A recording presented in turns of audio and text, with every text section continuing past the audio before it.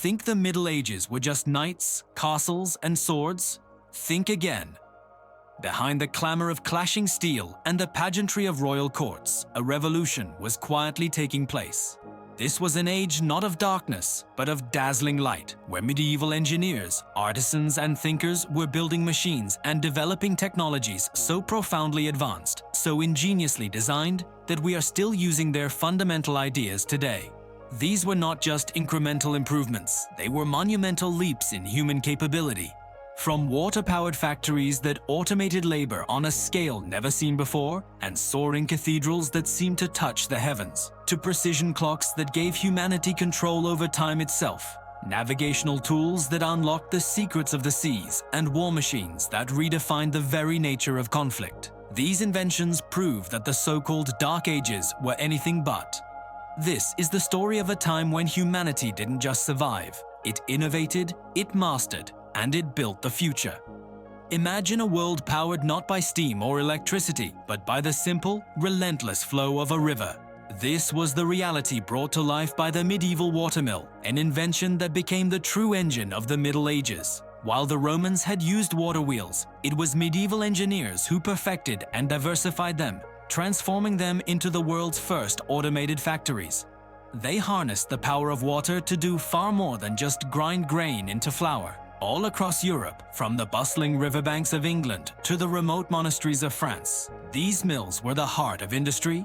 Picture the rhythmic thud of a fulling mill where heavy wooden hammers lifted and dropped by a camshaft connected to the water wheel pounded woolen cloth for hours, cleaning and thickening it in a process that previously took days of grueling manual labor. In another village, the same technology powered massive trip hammers in a forge, shaping red-hot iron into tools, nails, and armor with a force no human could match. Elsewhere, water-powered saws cut timber with unprecedented speed and precision, and bellows fanned the flames of early blast furnaces, reaching temperatures high enough to liquefy iron and usher in the age of cast iron. These weren't isolated novelties, they were integrated industrial complexes.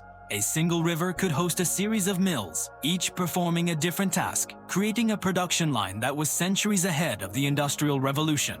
This widespread automation freed up countless hours of human labor, allowing societies to focus on other pursuits, like building cathedrals that reached for the sky. If the watermill was the engine of the medieval economy, the Gothic Cathedral was its soul, a breathtaking testament to faith, ambition, and engineering genius that defied gravity itself. Standing before a structure like the Notre Dame in Paris or the Cologne Cathedral, you can't help but ask, how did they build this? With no modern cranes, no computer-aided design, no steel-reinforced concrete, how did they raise stone structures to such dizzying heights, flooding their interiors with a light that seemed divine? The answer lies in a revolutionary architectural system. For centuries, buildings were defined by thick, heavy Romanesque walls that supported the roof but left little room for windows, creating dark, fortress-like interiors. Gothic architects shattered this limitation with a triad of innovations: the pointed arch, the ribbed vault, and the flying buttress. The pointed arch, unlike its rounded predecessor, directed the immense weight of the stone ceiling downwards rather than outwards, allowing for greater height. This force was then caught and channeled by a skeleton of stone ribs, the ribbed vault, which distributed the load to specific points. But the true genius was the flying buttress, an elegant external stone arch that leaped from the upper walls to massive piers on the outside. This external skeleton took on the remaining outward pressure, freeing the walls from their load-bearing role. The walls could now be dissolved into vast, luminous tapestries of stained glass, turning these stone mountains into lanterns of color and light. Building a cathedral was a multi-generational act of faith and a masterclass in physics, geometry, and project management. Master masons used simple tools, complex geometry, and an intuitive understanding of structural forces to create buildings so perfectly balanced, so audaciously ambitious that they still stand today as some of the most beautiful and awe-inspiring structures ever created by human hands.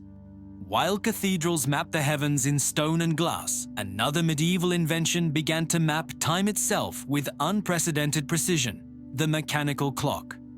Before the late 13th century, humanity told time by the sun, the stars, or the flow of water. methods that were imprecise and dependent on weather or location. The invention of the mechanical clock changed everything, representing a monumental shift in how people perceived and organized their world. The breakthrough was the verge escapement, a brilliantly simple yet profoundly effective mechanism. It consisted of a weighted rope or chain that turned a gear train and a control device, the escapement, which periodically stopped and released the gears, causing the clock to tick forward at a regular interval. The first of these clocks were massive iron contraptions, housed in the bell towers of cathedrals and town halls, like the ones still ticking after more than 600 years in Salisbury Cathedral.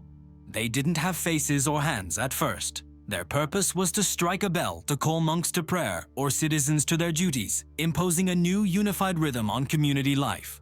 For the first time, an hour was a fixed, equal unit of measurement, independent of the seasons. This seemingly simple change had profound consequences.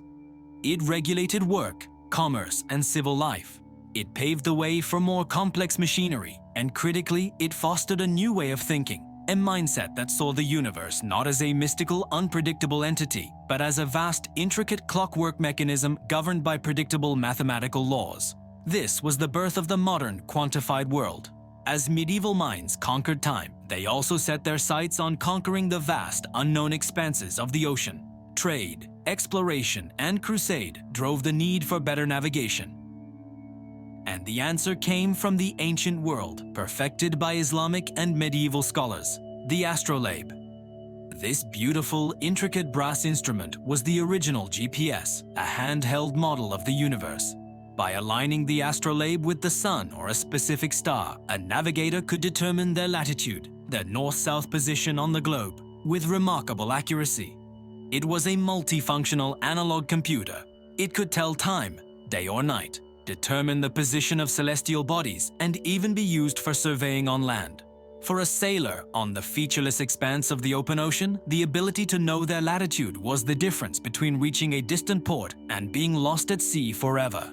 The astrolabe, combined with the magnetic compass, another technology refined and widely adopted in medieval Europe, gave mariners the confidence to venture beyond the sight of land.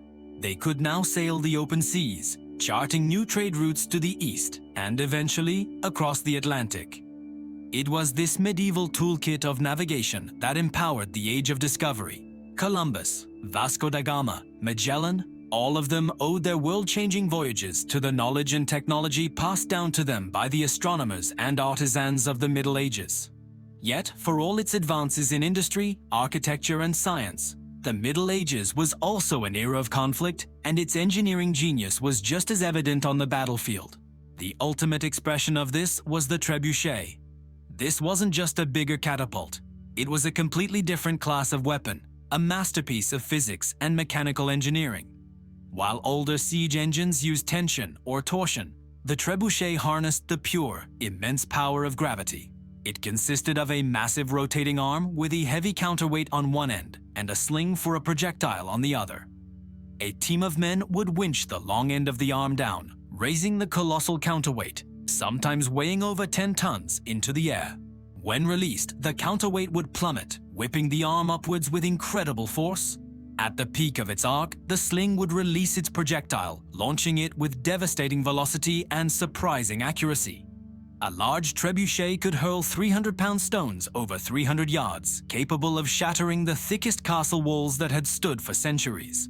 But its ingenuity didn't stop there.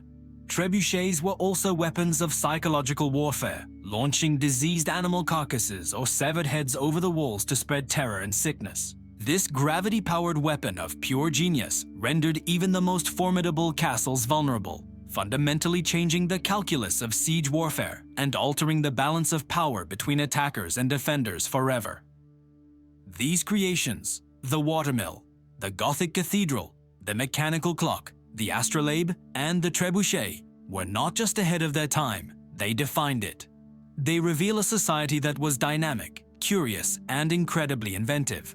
The engineers and thinkers of the Middle Ages were not trapped in a dark age of superstition. They were practical problem solvers who used the tools and knowledge available to them to push the boundaries of what was possible. They mastered energy, defied gravity, quantified time, navigated the globe, and revolutionized warfare.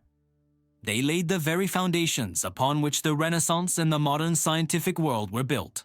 So the next time you look at a clock, gaze up at a skyscraper, or use a GPS to find your way, remember the medieval minds who, centuries ago, outsmarted the limits of their world, and in doing so, helped create ours.